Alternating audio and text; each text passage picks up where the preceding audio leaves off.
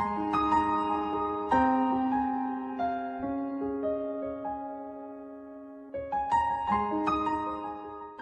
to the Self-Delivery Network. This remains Dr. Mike and you. I am Dr. Michael Butchov, a specialist obstetrician gynecologist, a student of the Word of God, the Bible, and also a preacher of the Word of God, and a Kingdom of God priest who has been given charge over the medical world, over the delivery process. And I'm bringing you a word of self-delivery, self-surgery, healing, and fruitfulness. And as you're part of this program, the Lord bless you and keep you, and prosper you and help you to have self-delivery for those who are pregnant. And for those who are looking for the fruit of the womb, you will receive your babies. And for those who are sick, you will receive your healing. You are blessed in the name of Jesus. Let us pray. Father, we thank you for another opportunity to speak to your people. For this self-delivery network, we hand over this program to you. I sprinkle myself the blood of Jesus in my mouth. And I sprinkle all the people listening and watching this program, the blood of Jesus. And by the reason of the blood, we are dissociated from the kingdom of darkness and their works and their lies, connected to the ministry of the Holy Spirit. Holy Spirit, take control. Give me a broken speech, a broken language. Let this program be blessed. Let it be a blessing to the lives of our people all over the world. In Jesus' name, amen. So we have been talking about preparing for self-delivery. This is the 14th part. And for now, that will be, we'll be drawing the curtain on this particular series of preparing for self-delivery. And this last aspect of this preparing for self-delivery, we're going to talk about the pregnant women's health education, the issue of pregnant women's health education. And I will say that it also includes the issue of the husband's education about their about their wife's death process. It also includes educating the mentors, those who are interested, the healthcare professionals, and those interested in the safety of pregnant women and the laboring women, the safety of their babies, the safety of these women. Anyone interested in the safety of women delivering safely and the babies coming out alive and well, this program is for you. Even if you're a healthcare professional, it's also for you. So why pregnant women health education? Why do we educate them? Why do we educate spouses of pregnant women? Why do we educate mentors and spiritual fathers and mothers of pregnant women? Why do we educate their relations, friends, and in-laws?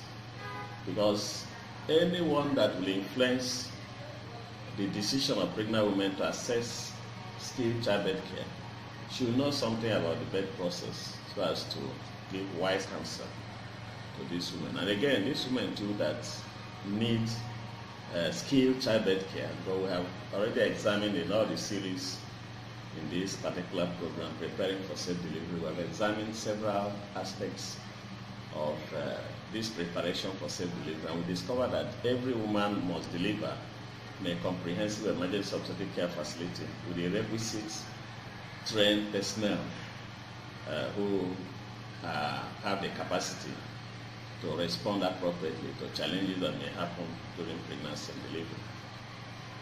And we discovered that for women to be able to subscribe to this issue of going to deliver in a safe place, in a skilled childbirth place, they need to know why they need to be in a center with a comprehensive emergency obstetric care facility with the requisite personnel. They need to know why they should be in a center where there's their laboratory services, their blood transfusion services.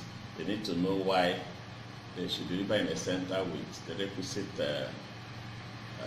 theaters and all the equipment and instruments needed to save life through cesarean section, through vacuum extraction, or through any other manipulation that be needed to save lives.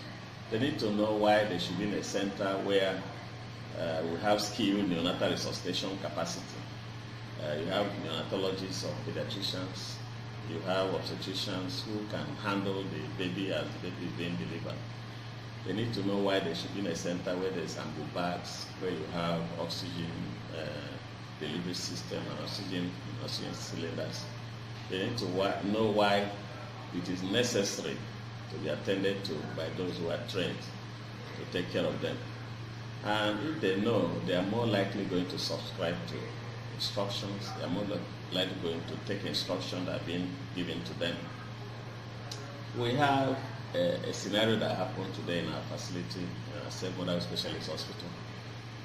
A woman was asked to come for an induction of labor. Blood pressure was high. I think it was 160 over 100 millimeters of mercury. And she's an elderly, newly para. That's, she had never had a baby before in her life, and she's 35 years or above age. And she's had some challenges in getting pregnant in the first place. So there was need for this baby to be safe for her. And then the blood pressure issue came up, and she was told to have an induction of labor so that she can deliver before the deleterious effects of high blood pressure will hurt the baby or kill the baby or even cause eclampsia for her fits. And this one disappeared. She only appeared today, and with a higher blood pressure, 160 over 110 millimeters of mercury in labor. And we discovered that baby had capris occidentum, that is, the scalp was developing edema. The reason why this woman disappeared was that, first of all, she did not take to the instruction. She did not understand why she needed to be delivered earlier on.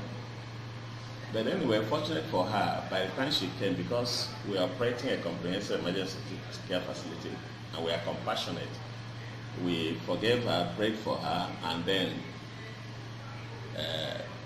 treated her for the high blood pressure, gave her magnesium sulfate to prevent fits, and gave her parenteral antibiotics because she had already ruptured her membranes, gave her drugs to help open the cervix, and she has successfully delivered her baby.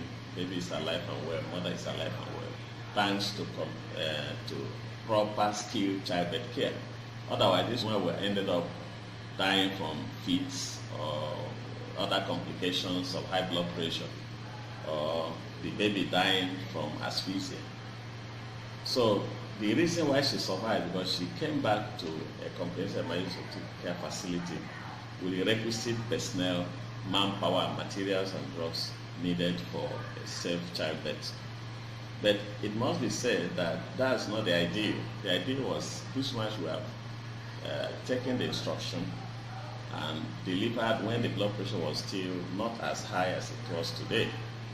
Why did she take her decision not to come back? The reason is that she didn't understand the import of delaying taking the right decision. She didn't understand that this issue of high blood pressure can kill her. So every woman that is pregnant needs a clear understanding of the issues that can arise during pregnancy and delivery. And that can be done through pregnant women's health education. And the antenatal clinic offers a very ample opportunity to do that. Before the antenatal clinic, the women can be given some lectures about pregnancy and delivery and the challenges that may come up during that the process of pregnancy. We have discovered that those of them who come for the lectures, that the one we are holding in safe motherhood, pregnant women's health education classes, the ones we are holding in safe mother specialist hospitals, all our hospitals, we have this period of talking to the women, talking to their husbands. We even organize programs for couples whereby we speak to the women and their husbands at the same time about the issues, telling them that the primary essence of our message in the Pregnant Women Health Education program is that pregnancy is risky. There is no risk-free pregnancy. Now, when we look at the origin of antenatal care, we discover that it was actually around 1900 and 1901 when Ballantyne raised the issue of a special ward for pregnant women, because they noticed that they were having some special problem like this pregnancy-induced hypertension. So before antenatal clinic started in Adelaide. So the issue is that pregnant women have some special issues, special things that can happen to them. Some of them may not be hypertensive, and then even at the time they reach the antenatal care, they're not hypertensive. And suddenly, in the third trimester, their blood pressure starts going up. And they can have fits, eclampsia, and suffocate. Some of them, when they are having the fits, they bite their tongue, and the blood from the tongue can enter the trachea and choke them to death. Some of them, they can have, they can actually have cerebrovascular accidents. They can have stroke and die.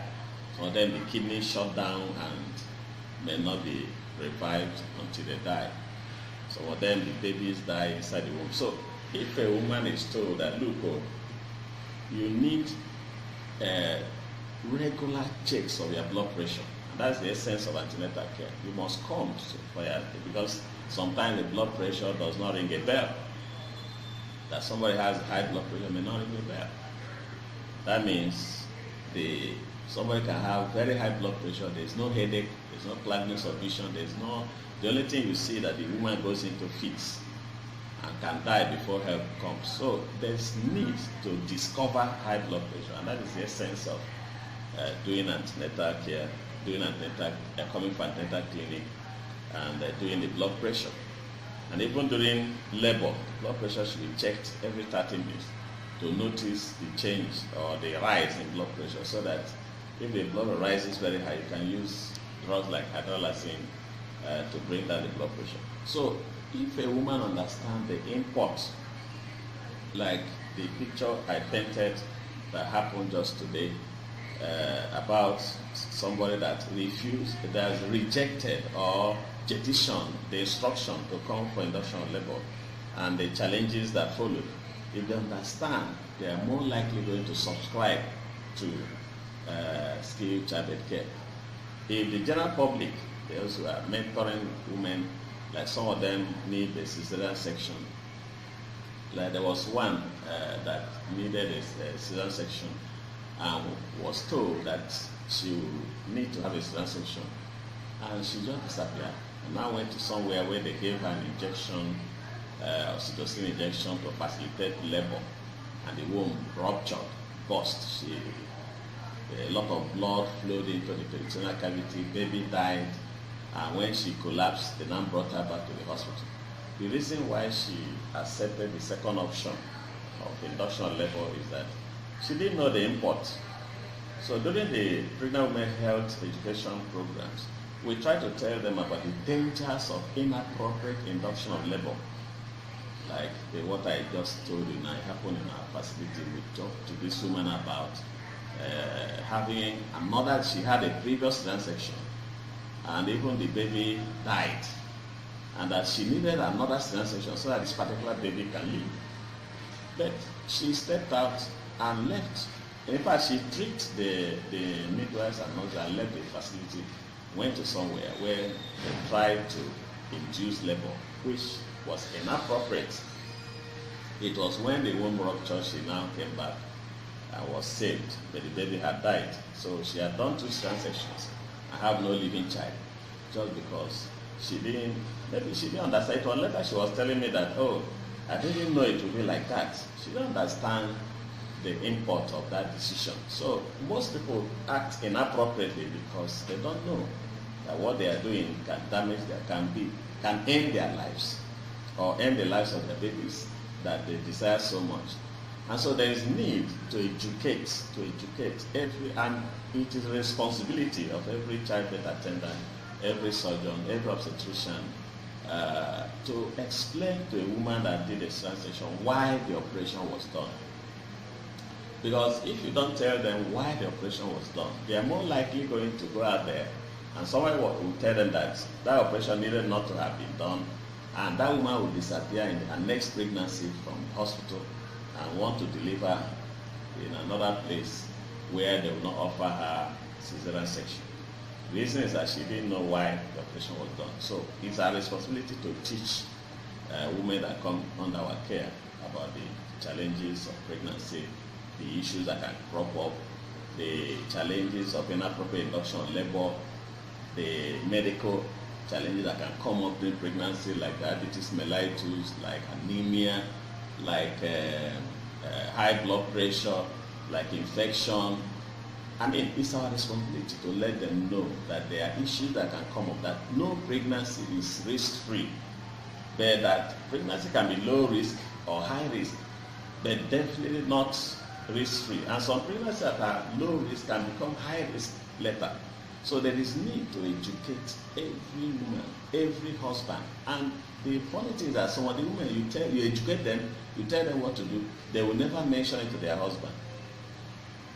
Their husband will only get to know that they were told something when there's a catastrophe. Like a woman had an emergency cesarean section for obstructed labor, and the doctor told her, look, that in your next delivery, you must deliver also by cesarean section because your bone is narrow, your waist is small and baby big, and your waist is so small that no matter the size of the baby, it will not pass. This woman hid this information from the husband, and now decided to go to another facility to deliver vaginally, where she ruptured her uterus. Now was brought back to that hospital in a moribund state. She just scarcely escaped death, while the second baby died. Up till now, it's over 15 years from that time. She had never conceived another baby because of the information. The husband said, I was never told. I never knew. Otherwise, I would have brought her. So there is need to educate both the woman, husband, even the mentors, the pastors, these people that give advice. I mean, any advice you give that may end that woman up in death or end the baby in death means that you are the reason for the death. That means you need information about the childbirth process to be able to give quality advice. And that is why books are available that you can read to get correct information that you can use to advise pregnant women. We have Reasons for Maternal Mortality. It's a wonderful work, and so many other books, booklets that come out of this particular book. Reasons for Maternal Mortality. You have irresponsibility as a reason for maternal mortality. You have hemorrhage as a reason for maternal mortality. You also have standardization of antenatal care, providing a standard setting for safe delivery. This gives you an idea of what a standard setting should look like for safe delivery. What type of antenatal care that a woman can get to have safe delivery. Now, all mentors, all the people that advise pregnant women should get this correct information about fibroids. We also have pregnancy-related challenges of fibroids. And we also have winning the battles against fibroids.